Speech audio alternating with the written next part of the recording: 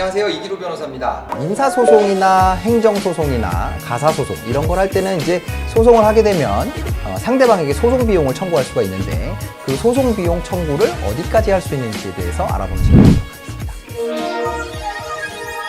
제가 상담을 하다 보면 내가 이제 소송을 해야 되는데 사실은 상대방이 잘못해가지고 소송을 해야 되는데 내가 막 변호사 비용 들이고 하고 이렇게 하니까 비용이 발생하니까 좀 억울한 생각이 들죠. 그래서 그런 걸 잘 물어보시는 분이 있어요.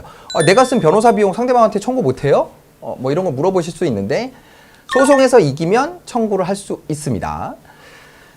우리나라는 이제 패소자가 소송 비용을 부담하는 패소자 비용 부담의 원칙을 이제 법상으로 천명을 하고 있어요. 자, 예를 들어서 내가 원고로서 소송을 했는데 원고 청구가 전부 인용이 되는 원고 승소 판결을 받았다. 이렇게 됐을 때는 결과적으로 봤을 때 내가 주장하는 게 맞는데 상대방인 피고가 그것이 아니라고 억지를 썼기 때문에 내가 소송까지 와야 됐다. 이런 결론이 되는 거죠. 그렇기 때문에 그 소송에서 발생한 비용은 패소한 피고가 부담을 하도록 그렇게 돼 있습니다. 근데 여기서 이제 소송 비용이라는 것은 소송을 하기 위해서는 인지대도 발생하고 송달료도 발생하고 또 뭐 이제 재판을 진행하면 증인 여비라던가 감정을 할 때는 감정인에 대해서 감정비가 들어가고요. 뭐 이런 여러 가지 비용들이 발생합니다. 이런 소송 비용도 소송 비용에 들어가지만 변호사 선임 비용도 소송 비용으로 포함을 시키고 있어요. 다만 이 변호사 비용 같은 경우에는 변호사의 선임료는 너무 변호사마다 천차만별이죠. 서비스니까 아주 고액을 받는 변호사도 있고 아니면 저렴한 비용을 받는 변호사도 있습니다. 그러면 변호사를 선임할 때 어느 정도의 비용을 지불하고 변호사를 선임할 것인가에 대한 선택권은 그 소송을 걸 때 변호사를 선임하는 사람한테 달려있죠. 근데 이런 변호사 비용을 전부 다 인정을 하게 되면 무조건 누구나 다 막 값비싼 변호사를 쓰려고 하게 되겠죠. 그래서 법에서는 어떻게 하고 있냐면 변호사 보수의 소송 비용 산입에 관한 규칙이라고 해서 청구할 수 있는 변호사 비용의 최고값, 한계값을 정해놓고 있습니다. 자, 이 표를 보시면 알 수 있는 것처럼 이제 변호사 비용을 책정하는 기준은 그 소송물의 가액에 따라서 달라지게 되어 있습니다. 소송물의 가액이라는 건 쉽게 설명을 드리면 그냥 내가 얼마를 청구했느냐라고 생각을 하시면 돼요. 내가 1,000만 원을 청구했다면 소송물 가액이 1,000만 원인 거고요. 1억 원을 청구했다 그러면 소송물 가액이 1억 원이 되는 거예요. 그럼 이 표에 따라서 보면 내가 예를 들어서 2,000만 원을 청구했다고 생각을 해보죠.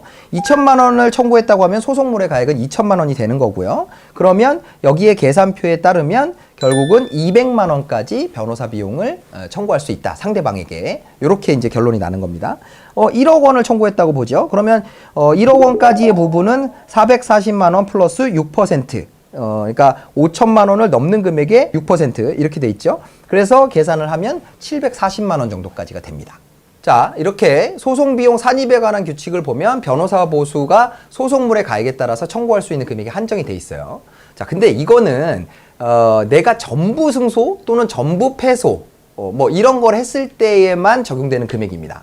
민사 판결문을 보면 무조건 원고가 전부 이긴다거나 피고가 전부 이긴다거나 이런 일도 양단의 판단만 있는 게 아니에요. 예를 들면 내가 1,000만 원을 청구했는데 재판을 진행해 보니까 한 500만 원까지는 받는 게 맞다. 이런 결론이 나올 수 있다는 거죠. 자, 그러면 판결문을 쓸 때 소송비용 부담에 관한 주문을 같이 써줍니다. 그래서 내가 1,000만 원을 청구했는데 500만 원만 인용이 됐다라고 하면 제가 반만 이긴 거죠. 그러면 소송비용 중에 2분의 1은 원고가, 2분의 1은 피고가 부담한다. 이렇게 주문에 써주게 됩니다. 그래서 이 소송비용 부담 부분은 내가 청구한 금액 대비 인용된 금액을 비율로 산정이 된다고 생각하시면 돼요. 그래서 좀 전에 예를 들어드린 것처럼 내가 2,000만 원을 청구했을 때 전부 이겼을 때 상대방에게 청구할 수 있는 변호사 보수는 440만 원입니다. 근데 2,000만 원을 청구했는데 최종 인용된 금액이 1,000만 원이에요. 그러면 판결문에는 소송비용 2분의 1은 원고가 부담하고 2분의 1은 피고가 부담하라. 이렇게 판결이 날 거라는 거죠. 그러면 오로지 나의 관점에서 봤을 때는 나의 소송 비용으로 받을 수 있는 전체 이겼으면 받을 수 있는 금액은 변호사 보수는 440만 원이었는데 그중에 2분의 1만 피고가 부담하도록 돼 있으니까 내가 이 사건에 대해서 상대방에게 청구할 수 있는 변호사 보수는 220만 원까지가 된다라는 겁니다. 자, 이 계산표에 있는 거를 가지고서 설명을 드리려고 하니까 말이 많이 길어졌는데, 이렇게 생각하시면 돼요. 형사소송을 제외한 나머지 다른 소송들은 내가 소송에서 이기면 상대방에게 내가 선임한 변호사의 보수의 일부를 청구할 수 있습니다. 그리고 그 청구할 수 있는 금액이라는 것은 변호사 보수의 소송 비용 산입에 관한 규칙이라는 곳에 정해져 있는 계산표에 따르게 돼 있어요. 그리고 내가 전부 승소가 아니고 일부 승소를 했을 때는 판결 주문에 나와 있는 원고와 피고의 소송 비용 분담 비율, 그것에 따라서 그 정해져 있는 한계치에서 그 비율만큼의 피고가 아니면 상대방이 부담하는 비율만큼의 변호사 보수를 청구할 수 있다. 이렇게 생각하시면 됩니다. 그리고 이렇게 비율에 따라서 청구할 수 있는 금액에는 뭐 소송비, 아까 말씀드린 감정료라든가 송달료, 인지대 이런 금액도 다 포함이 되는 거고요. 좀 이해가 되셨는지 모르겠습니다. 이게 굉장히 관심을 많이 가지시는 부분이에요. 변호사 보수가 적지 않기 때문에 내가 소송에서 분명히 이길 것 같은데 상대방한테 얼마까지 받을 수 있는지 그 계산이 서야 내가 변호사 보수를 얼마까지 지불하겠다라는 그런 결정을 할 수가 있단 말이죠.